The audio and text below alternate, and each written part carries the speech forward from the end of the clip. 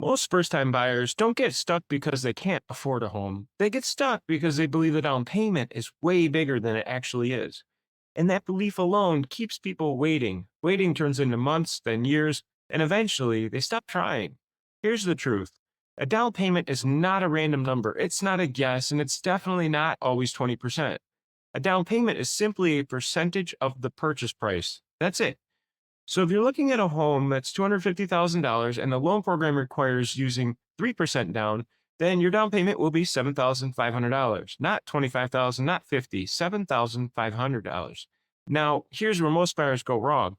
They hear someone say, you need 20% down, and they assume that applies to everyone, and it doesn't.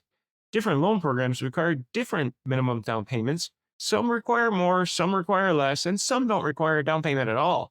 But most buyers don't know which programs apply to them, so they assume the worst case scenario. And when you assume the worst case number, well, buying a home feels impossible before you even start. Here's what matters. The down payment is just one number. It's not the whole story, and it's rarely the deal breaker that buyers think it is. Once people understand how this number is actually calculated, two things happen. First, they realize they don't need nearly as much saved as they thought. Second, they realize there are legitimate ways to solve the down payment problem without waiting forever. Some options involve different loan programs, some involve down payment assistance programs, and some involve strategies that most buyers never hear about. We'll get into those later in this series, but before we do, there's another number you have to understand. Because even buyers who figure out the down payment still get caught off guard by what comes next. In the next video, I'm going to break down closing costs, what they are, what's actually inside them, and why this is the number that surprises buyers the most.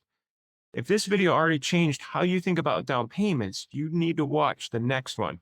Click the link in the description to watch the next video because once you understand closing costs, the entire cash to close picture finally starts to make sense.